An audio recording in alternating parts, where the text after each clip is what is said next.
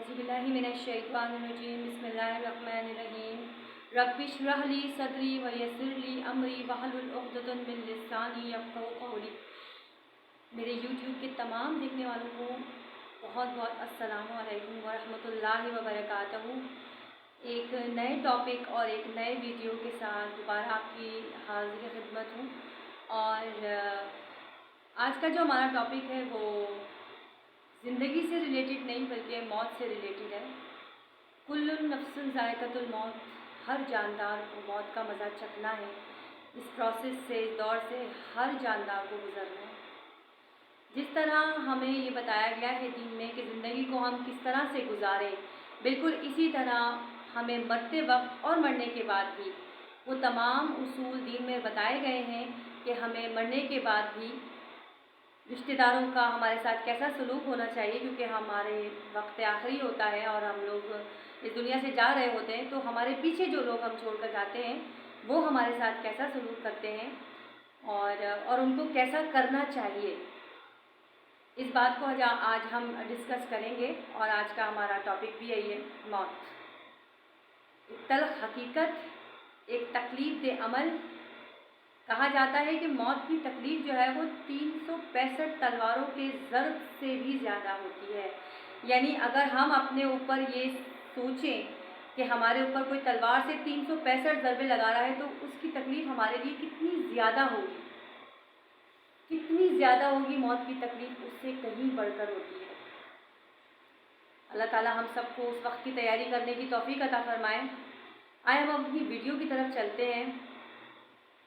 मैं दोबारा वही जुमला दोहराऊंगी जो मैंने अपनी अनदर वीडियो में भी दोहराया था कि हमें वही करना है जो नबी पाक सल्लल्लाहु अलैहि वसल्लम और सहाबा से हमें मिला है, या जो हदीसों में मेंशन है, हमें सिर्फ वही करना है। अगर हम देखें कि किसी शख्स का इंतकाल हो रहा है तो हमारा या महसूस हो जाता है कि ज़ाहिर इसकी जान करनी है या अज़ियत में मुब्तला है, तो सबसे पहले हमारा काम ये होता है कि हम उसके पास जाएं और सूरह यासीन का विर्द करें, और ताकि उसकी जान करने में आसानी हो। और हम जो है वो कलमे की उसको तलक़ीन ना करें, क्योंकि वो हालत नज़ा में होता है तो वो उसका पढ़ना तो शायद मुश्किल हो, आप पढ़ते रहें उसके सामने। तो ये काम जब किसी की डेथ हो रही हो तो हमारे लिए, एक रिश्तेदारों के लिए या मिलने जुलने वालों के लिए या फिर वो लोग जो पीछे रह जाने वाले हैं उनके लिए बनता है कि वो ये काम अपने मरने वाले के लिए करें। और जब उसका इंतकाल हो जाए, जब वो दुनिया से चला जाए, तो फिर उसका क्या एहतराम है। अमूमन इस वक्त, इस दौर में ये देखा गया है कि जब किसी की डेथ हो जाती है तो उसको फ़ौरन सर्द खाने के हवाले कर दिया जाता है।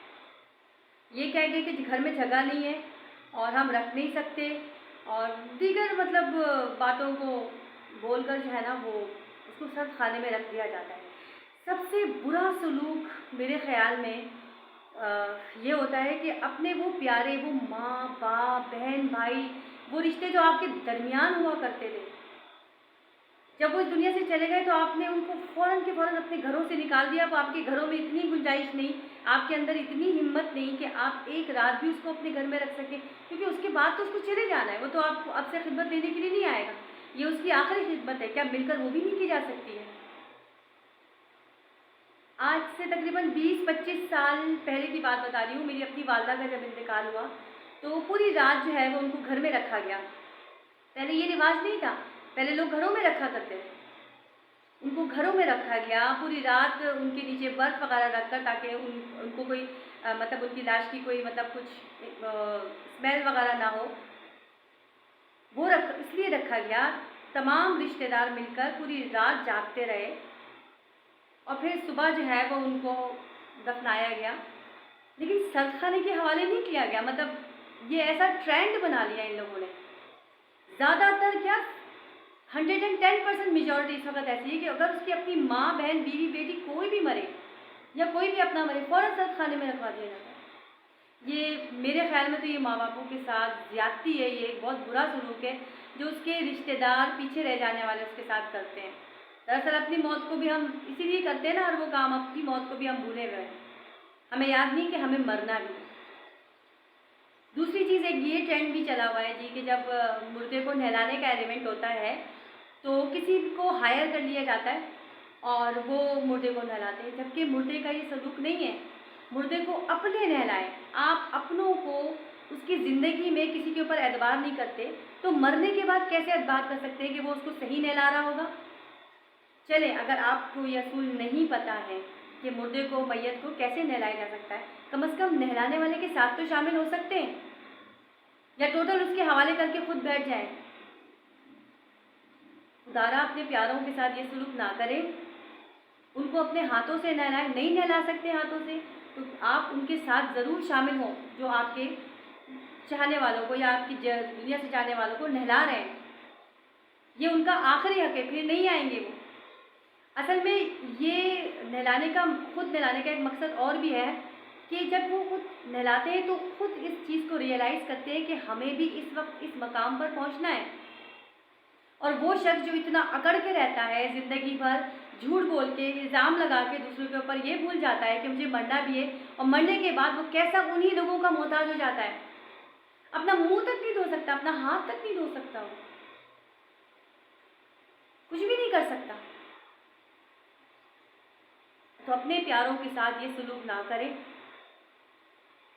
और जब उनको नहला कर, कफना कर, दफना दिया जाता है तो उसके बाद एक और चलन जो कि पता नहीं कहाँ से चली आ रही है हमारे यहाँ रस्म, जबकि हमारे दीन में बिल्कुल नहीं है कि लोग देगे मंगवा लेते हैं कड़वे खाने के हिसाब से।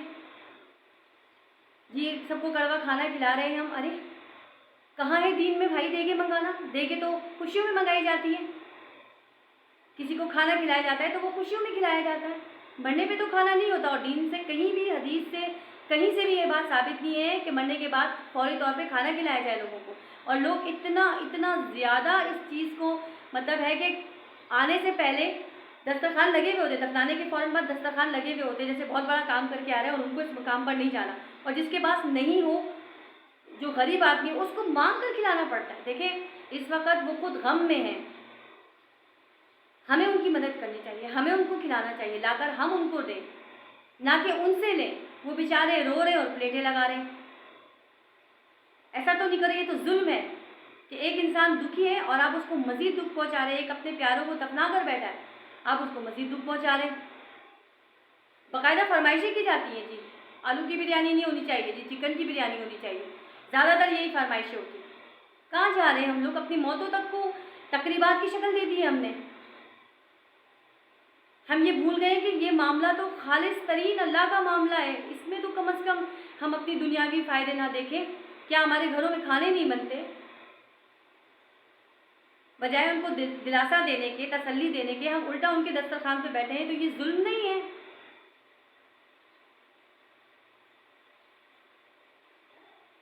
अल्लाह ताला हमें मुश्किल से निकाले और माशरे की इस बदतरीन बुराई से निकाले, क्योंकि ये बहुत ही बदतरीन बुराई है। ये मैयत के अदाब में शामिल नहीं है।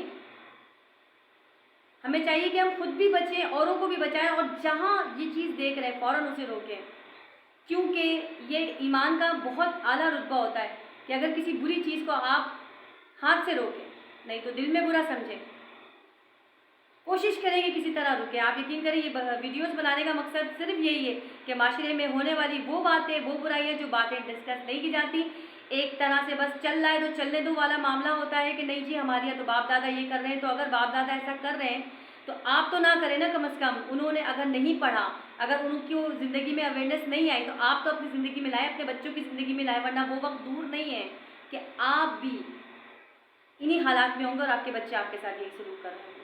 जैसा आप करेंगे वैसे आप भरेंगे, ये तो आपको पता है। दुनिया में तो ऐसा होता ही है कि जो इंसान ने किया है वही पाएगा।